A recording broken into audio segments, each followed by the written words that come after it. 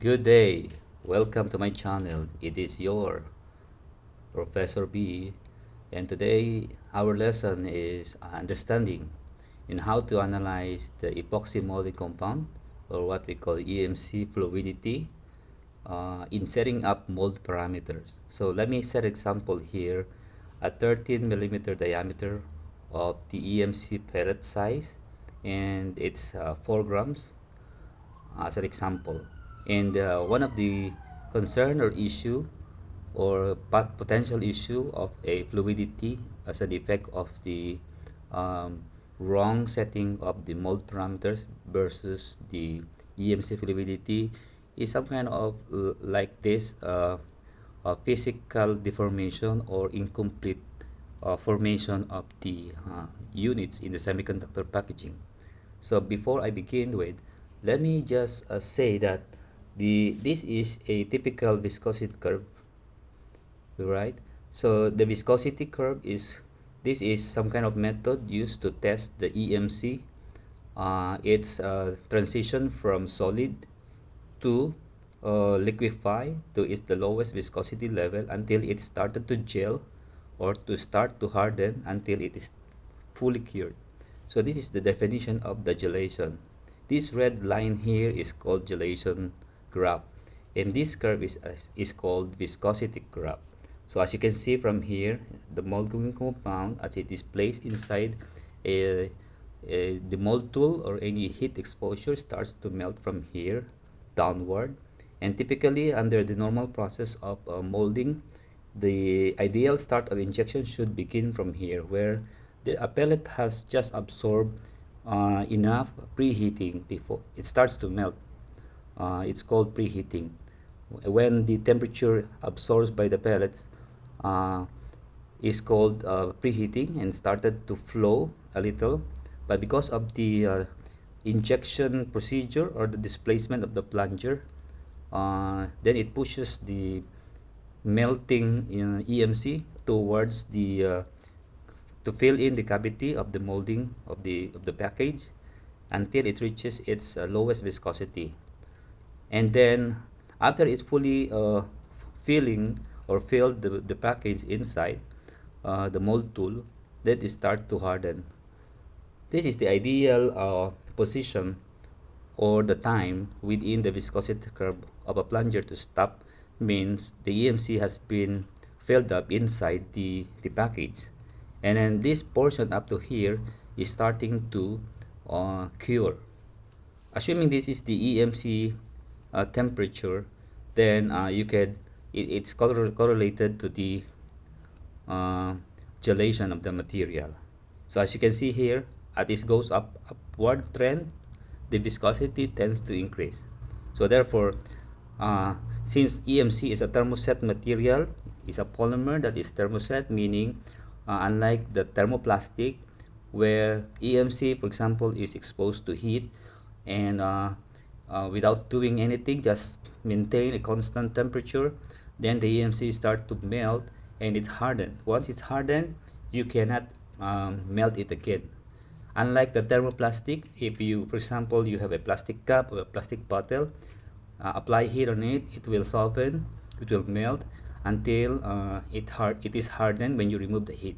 By the time it is hardened and you wanted to apply another heat, it will melt again. That is the difference of the thermoset and the thermoplastic, right? So under this illustration, this is your pellet, and assuming this is your pellet preheat, and this is where your injection happens. So by right, the injection or the filling of the cavities should happen while the molding compound is melting, and by the time it is hardening, it should be completely filling up or filled up the entire cavity where the curing starts to occur. And then by the time that there is enough curability, the hardness of the material is enough not to stick into the mold cavities or the mold die, then mold die can be opened and the molding compound can be start to be released and cool down. So that is the entire process of the molding. However, if you have this kind of issue, for example, you have here a mold parameter setting here. You have a mold temperature of 180 degrees C, right? And then you have a defined clamp force. Clamp force is defined, by the way, by checking that there is no resin bleed or flashing around. It's a very good planarity, and then therefore you have a very good clamp force. Clamp force is defined based on the total tonnage of the size of the area of the molding. So if you have a very big mold tool, then you can expect the clamp force is set high, and so on.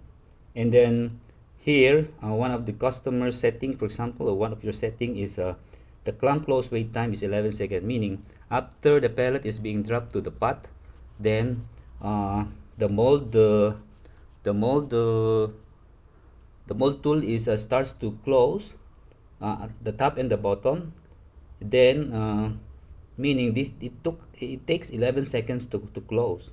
After that, the pellet preheat starts to absorb by the compound, meaning after closing the mold tool, before the plunger starts to move, it takes around 5 seconds to do so.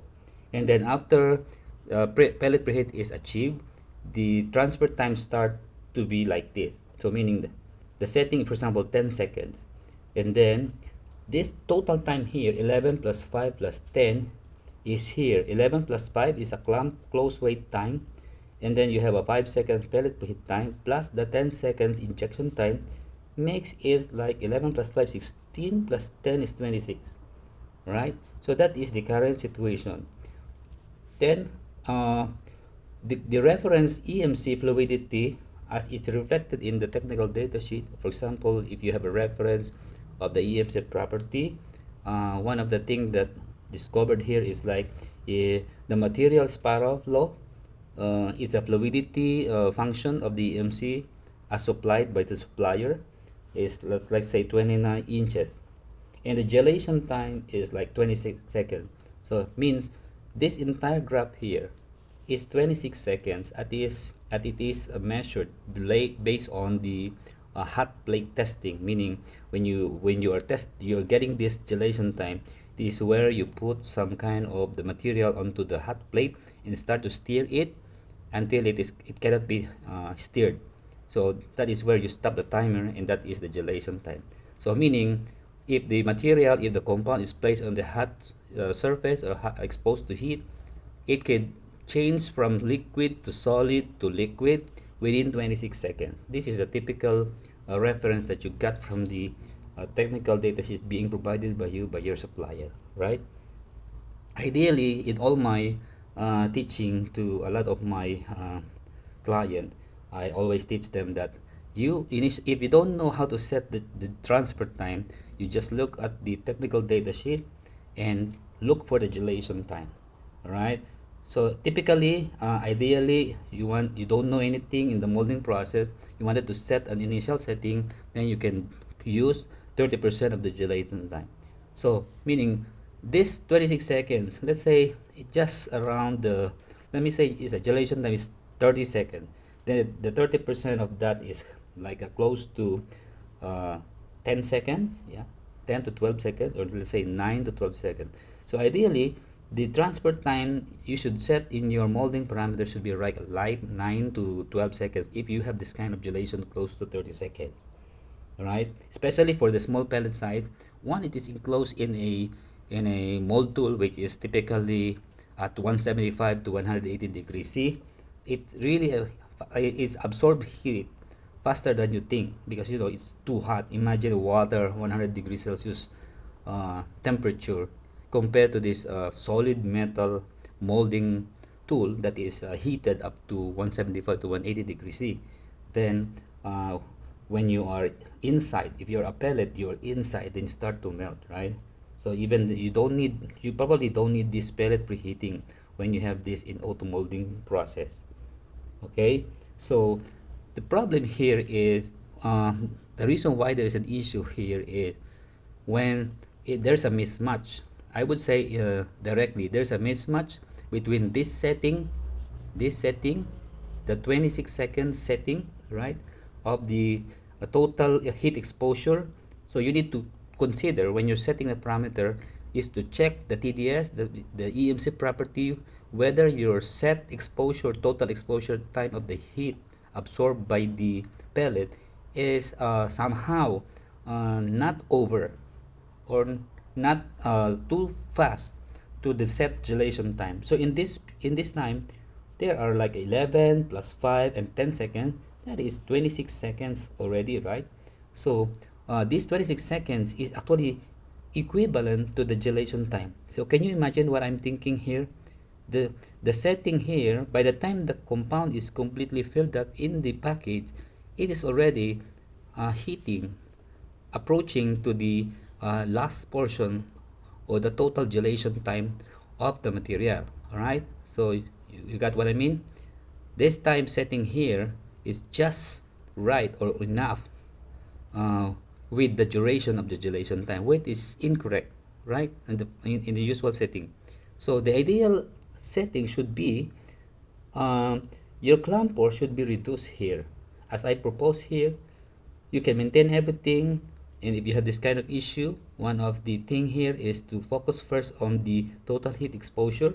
So this time from 11 seconds, I recommended you to reduce the clamp close wait time. Anyway, this should be a secondary concern because you can there's no immediate concern when you make it a little bit faster from the time the pellet is being dropped to the pot until the mold tube closes.